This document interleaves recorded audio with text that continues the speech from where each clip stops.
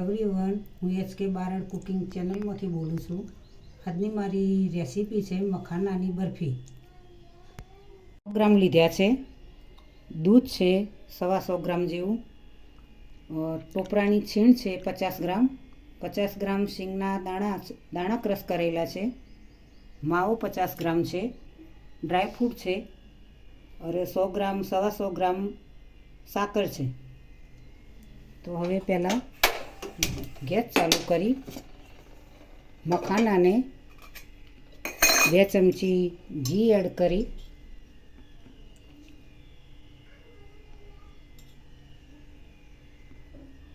તેને શેકવાના છે.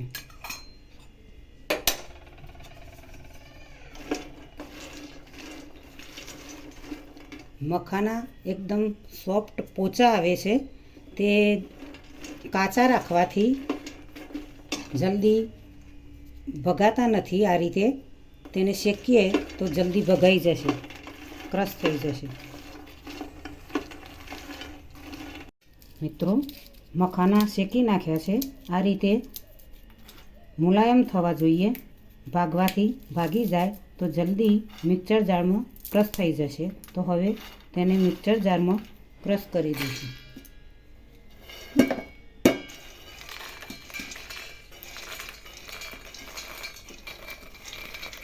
મિક્સર જારમાં ક્રશ કરી દઈશું.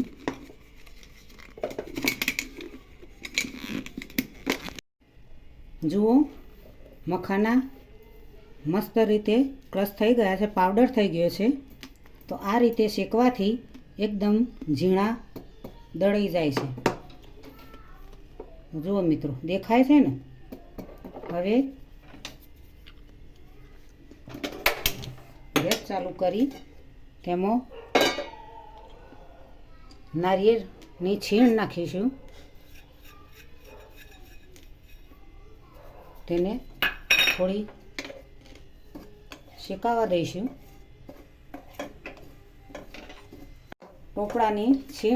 ટોપરાનો કલર ચેન્જ થઈ ગયો છે. તો હવે તેમાં કરીશું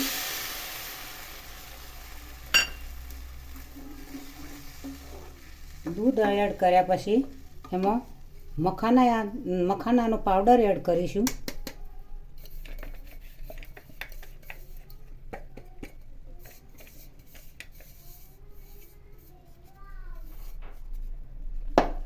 મખાના ખાવા માટે ખૂબ ટેસ્ટી અને સારા હોય છે. શરીર માટે પણ સારા હોય છે. શરીરના બધા માટે પણ બહુ ખૂબ જરૂરી છે. ગ્રામ જેવા થોડા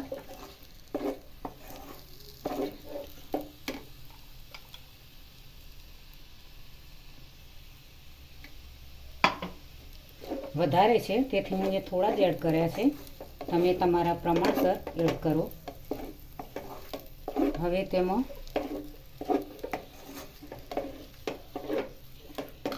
માવો એડ કરીશું.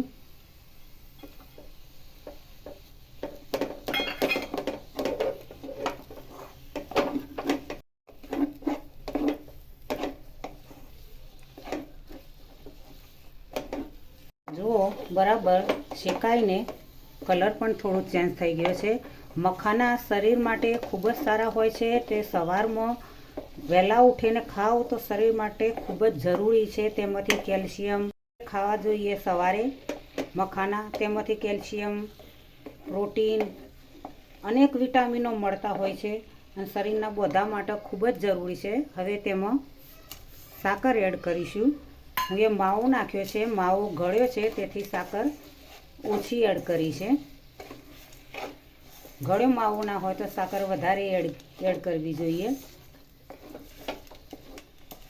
સાકર હું ખોટનો ઉપયોગ નથી કર્યો, સાકરનો ઉપયોગ કરે છે. સાકર શરીર માટે ખૂબ જ જરૂરી છે. તેથી મિત્રો, તમે પણ સાકરનો ઉપયોગ કરજો.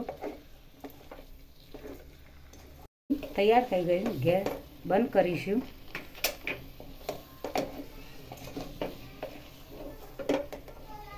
મખાનામાંથી અનેક આઈટમો બનતી હોય છે. મખાના શેકીને ખાવાથી પણ ટેસ્ટી લાગે છે. તેને આ રીતે ક્રશ કરીને બરફી બનાવવાથી ખાવાથી પણ ટેસ્ટી લાગે છે. શરીર માટે ખૂબ જ જરૂરી છે. ઇલાયચી પાવડર થોડો એડ કરીએ, મિક્સ કરી દઈશું. મખાના બરફી તૈયાર થઈ ગઈ. હવે પ્લેટમાં એડ કરીશું. પ્લેટમાં ઘી લગાવવાથી નીચે ચોંટી ના જાય એના માટે ઘી લગાવીને સર્વ કરવું.